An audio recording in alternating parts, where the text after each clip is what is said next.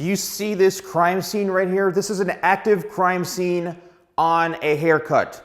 Why does your haircut look choppy? Why is it a disaster? Why is it a hair massacre?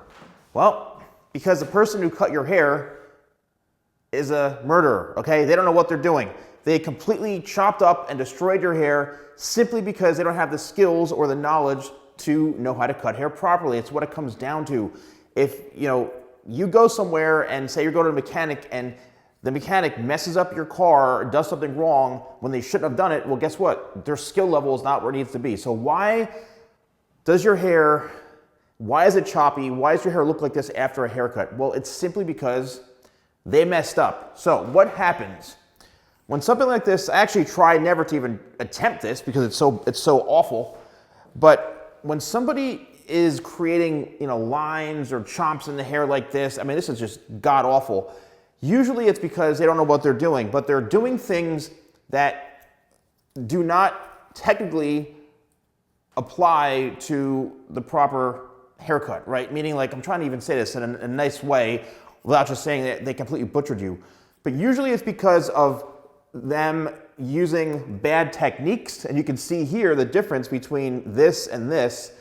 It's simply because they're not cutting enough of the hair, they're not blending it, they're not connecting it, or they're doing a technique where they may be taking clippers and going like this, or just holding the hair up and hacking at it and not really understanding the true concept of how to blend hair.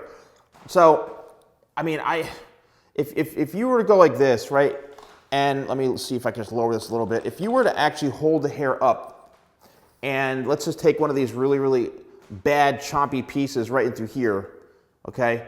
Now, look at this. Have you ever had a haircut where it's so bad you're seeing chomps like this? It's usually because the person is just maybe holding their elbow the wrong way. They're just coming in like this and cutting hair and thinking that that's how it's supposed to be, when in the end, what's happening is it's very unbalanced. But watch this. When you cut that corner off, now we have a fully blended haircut, and we can then continue to work on the process. What happens is, a lot of times, in order to fix this, see how awful that is?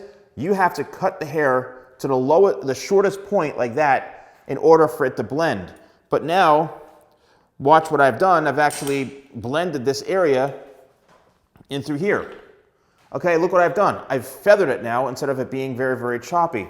And the reason is because if you're not, and this is another perfect example, if you're not cutting the hair the right way, see how it's really, really short up here and then long down here? What we need to do, and this is going to cut a lot of the hair off, is we need to connect that and cut it so that it's going to lay properly, all right? And all the way up to here. I mean, once something like this happens, it's almost like it's going to be impossible to fix. But here you can see now it's all blended instead of being very choppy like how this one is in this area. All right, see how it's very, very choppy? Now we're connecting it and making it much better and blending it in like this. Haircuts should never, ever, ever, ever look like they have steps in them. They shouldn't look like there's lines and all sorts of harsh chops. It should never look like that, okay? And if it does, it's simply because they're not holding the hair properly, they're not connecting the hair properly, they're not blending it. It's all about technique for these types of things, all about technique. And now, as you can see through here, we've now created a feathered look, as opposed to, if you are somebody who wants a feathered look and you want to see these layers blend, well, look, now we blended it in. See the big difference in through here? So I call it troubleshooting.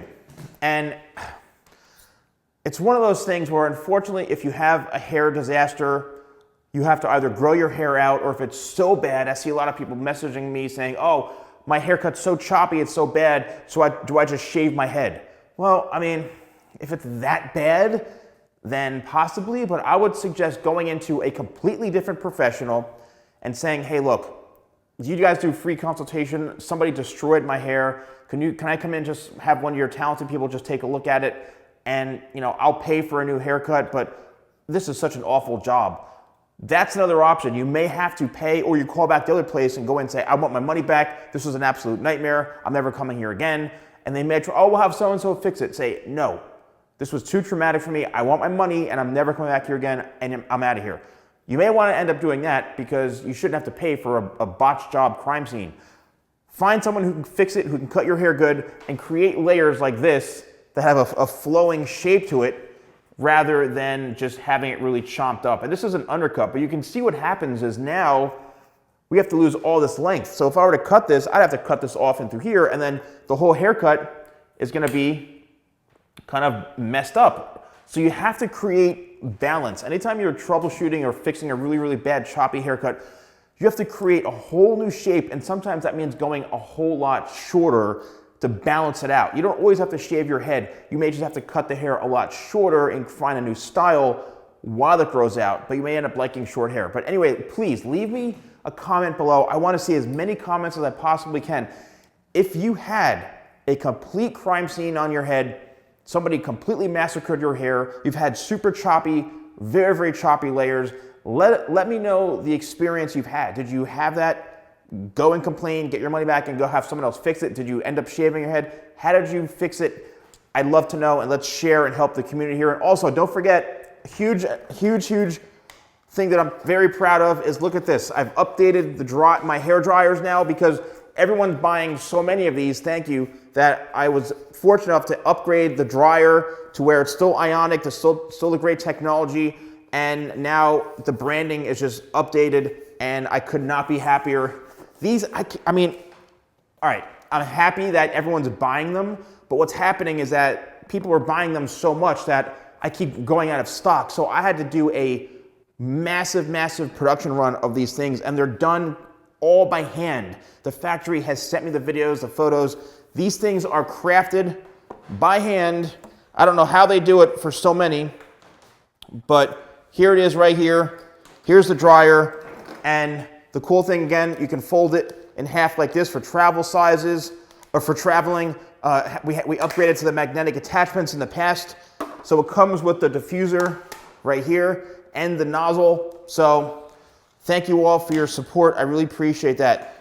Everything I have all the tools you need. Hair brushes, I've got my hair combs right here. I've got my scissors. So I've got a whole bunch of stuff. And the last thing, which is awesome, if you use code YouTube20, that's YouTube20, you get 20% off. And it's free shipping in the United States on orders. I believe it's over $60. So, I mean, like, you're getting a pretty big break on all this stuff. So let me know in the comments below. Thanks for watching, and I'll see you soon.